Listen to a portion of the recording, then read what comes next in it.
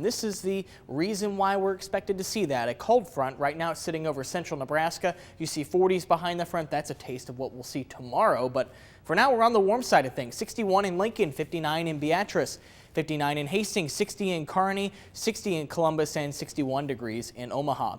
By 9 o'clock, we should be near 66 in Lincoln, 72 by 11, 76 around 1, and then into the 80s this afternoon. Again, still on the warm side of this boundary for much of the day, but we will see a variation in high temperatures across the area. 84 in Lincoln, 85 Beatrice, a little cooler to the west, maybe 72 in Grand Island, 66 in Kearney. It all depends on the timing of a cold front passage. You'll see cooler highs just to the west because the front will pass at some point during the daytime hours.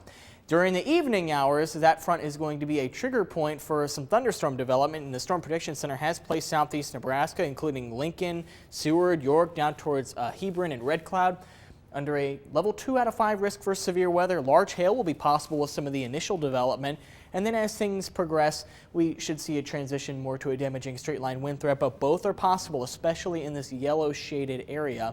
That's where we have the best chance to see severe weather tonight. Stormcast 6 a.m. You can see a couple of these high clouds drifting, and we just saw that over our tower cam. This version doesn't show any spotty shower development, but I think it is possible at some point throughout the day. Very hit or miss, few and far between. I think most of us will probably stay dry. And even at some point seeing plenty of sunshine. But the more sunshine we see, the more things destabilize, and that'll allow thunderstorms to develop, I think, by 4 or 5 o'clock in south central Nebraska. This is Stormcast 6 o'clock tonight. You can see some of these thunderstorms. At this point, large hail and damaging straight line winds are both an issue, but you'll notice this congealing more into a line of thunderstorms as the night progresses, and then the wind threat dominates, and then after midnight or so, we lose a lot of the surface-based instability, and the severe weather threat does start to wane.